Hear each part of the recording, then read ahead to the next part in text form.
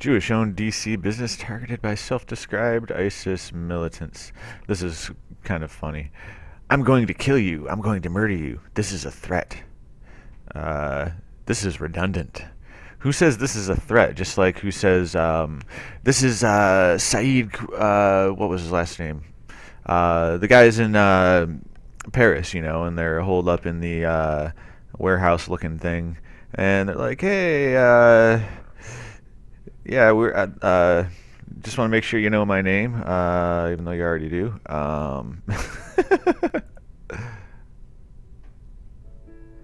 Oh, a sponsored message. And now let's get to the ludicrousness of it all. Oh, play, you piece of crap.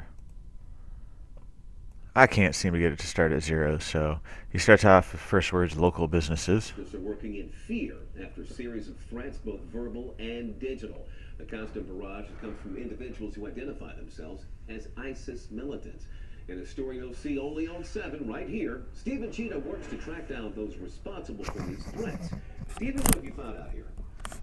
Leon, the threats started 5 months ago and are almost constant. They come in daily phone calls and in internet postings. Now, because this is such a sensitive story, we are not identifying the business nor the individuals involved.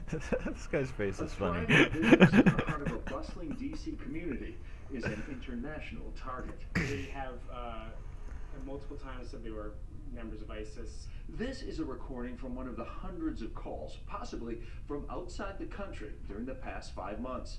It's laced with profanities, racial, and homophobic slurs. I will take the gay pride flag and hang it with it. Do you hear me?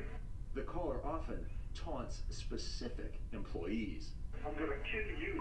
I'm gonna murder you. This is a threat. The business is Jewish, and often the threats, such as those on the business's Facebook page, are anti-Semitic. The recent carnage in Paris at the hands of Islamic extremists has employees here frightened. I hope that they're just bored, pathetic individuals with nothing better to do, and they find this funny. They probably are. They could be wanting much more and to do serious damage. DC police conducted an investigation but handed it off to Homeland Security. The feds deemed it not a credible threat and returned the case to DC police. They have been here when the caller was on the phone and spoken to them themselves, and really have not offered a lot of tactics for us to get them to stop. The one remaining question, why this business?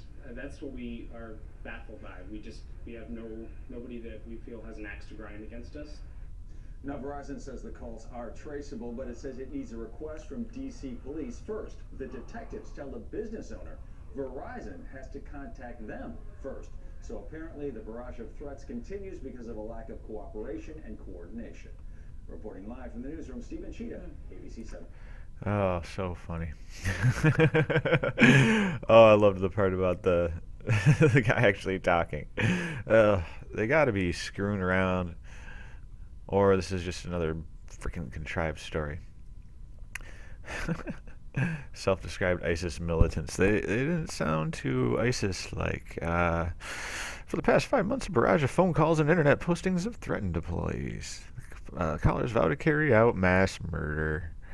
The business is Jewish-owned, and some of the threats are anti-Semitic, while others are racial or homophobic. Aw. The recent terrorist attacks in Paris have employees worried. Sorry. Yeah, you don't have to be worried, guys. It's okay. They're mostly fake, and they're not coming to you. Don't worry. The owner says DC police investigated. Yeah. Verizon said the calls are traceable, but it needs the police to ask it to take action. So, their customers can't take action, or you're just, people in general, like, hey, you have phone records, you save all that crap, don't you? Yeah. The business owner says the detectives tell them they must hear from Verizon first. Okay. So this is a catch-22 here. The calls are traceable, but it needs police to ask it. Well, the detectives tell them that they have to hear from Verizon first. Catch-22. So, I hate this thing. Stop it. Probably fake. Oh, it's my freaking browser. The business owner and employees say they know of no one who has an axe to grind against them, and they are baffled as to why the callers are targeting them. Because they're gay Jews. I don't know. I'm joking. Hey, the page crashed. What do you know? All right. And now what it's really all about. The whole French thing, all this terrorism crap. It's about numerous things, but this is one of the biggest. They backed government-run internet. I don't know if you ever heard Jay Rockefeller's little speech there. I'll show it in very low quality, unfortunately. When the internet was invented, everybody fell flat in their face. They were so thrilled. And the world began to do business in a different way. Now, both the President Bush's Director of National Intelligence, Mike McConnell, who I greatly respect, I was hoping that was the quote, but there's a little more. Cybersecurity perpetrated through the internet, I respect. National Intelligence, Admiral Blair, who I greatly respect, have labeled cybersecurity perpetrated through the internet as the #1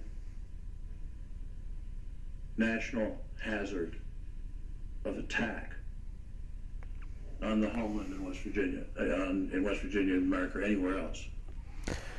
So, I mean, it really almost makes you ask the question, would it have been better if we never invented the internet and had to use paper and pencil or whatever? And that's a stupid thing to say, but it has genuine consequence, because it's on the internet that these acts of shutting down, they have the television saying that, ads every day saying that the Department of Defense is attacked 3 million times a day, and it's true. Yeah, I doubt it. Anyway, Jay Rockefeller knows he's lying, because if the internet was never invented, there would never be an opportunity to invent a panopticon. Plain and simple. And I'm sorry, but that panopticon has nothing to do with the Mark of the Beast. It's not the Beast system. That's old. That's already happened like 1,500 years ago. But anyway, government control of the internet is about the worst thing for the internet ever, too, because it'll stifle competition. Because part of that competition will continue to lower internet prices, but especially as internet gets faster. Okay. Yeah, it'd be nice for everybody to have internet and all, but no, not everybody needs it. Okay. And I like having fast internet. I don't want slow ass internet like I used to have with these faggots right here. Fucking AT&T piece of shit. Fucking garbage internet. Fucking garbage service. No, he wants to travel to Cedar Falls, Iowa on Wednesday to tout the ability of local governments to provide high-speed internet to their residents. I might be wrong, but is this the place where they're about to let out like the fastest internet in the world? Not to everybody, but I swore that was in Iowa. Either way, this part actually sounds kind of good. Today, President Obama is announcing a new effort to support local choice in broadband, formally opposing measures that limit the range of options available to communities to spur expanded local broadband infrastructure, including ownership of networks. Now, at very least have more local choice, like of different companies. That's a good thing, because then they have incentive of, like with cable, they still kind of have like local monopolies. The Dish Network and whatnot have gotten into this, but to give more choice. But like it used to be, like Continental Cablevision would have this area, and this other company would have this area, next to it, and only people in that area could get that cable company, and that kind of sucked. So what if the cable company sucks? Now you got numerous choices, and it's actually kind of a good thing. Gotta remember though that President Obama, well, he lies a lot, like everybody in Congress, executive branch, whatever. They're all a bunch of professional liars. They tell you what you want to hear, and then they do what they want to do, which is basically grow government and be a nanny state over you. Okay. Let's see if there's anything else interesting in this article. There's not much else interesting. I don't really feel the content of the article represents, this government-run internet stuff, but except for maybe this net neutrality part, okay? Because from what I understand, and I might be wrong, this net neutrality thing is basically, everybody gets internet, but everybody gets kind of shitty internet, and you don't get a choice of like being able to pay for higher download upload capabilities, okay? And if it's like, what I used to have with AT&T, I would rather not have that. I like having fast internet. I like being able to, watch quality videos. Like my parents have AT&T, and I tried to watch YouTube videos on there, and it sucks.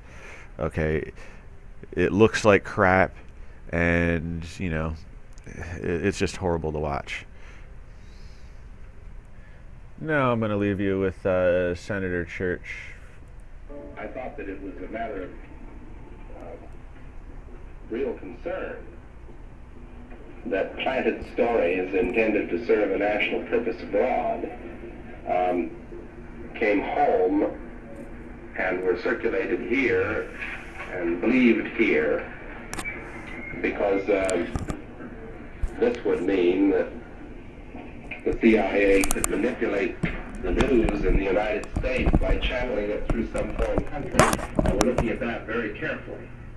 Do you have any people being paid by the CIA who are contributing to a major circulation American journal?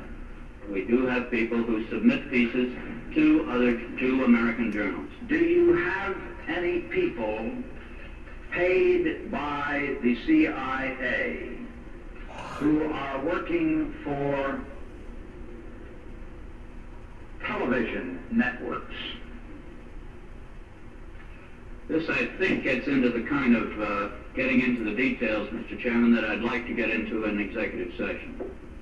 At CBS, we had been contacted by the CIA. As a matter of fact, by the time I became the head of the whole News and Public Affairs operation in 1954, the ships had been established, and I was told about them and asked if I'd carry on with them. We have quite a lot of detailed information, and we will evaluate it, and we will include any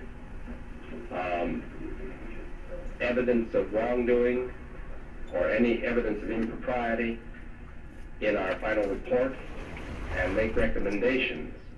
Do you have any people being paid by the CIA who are contributing to the national news services, AP and UPI?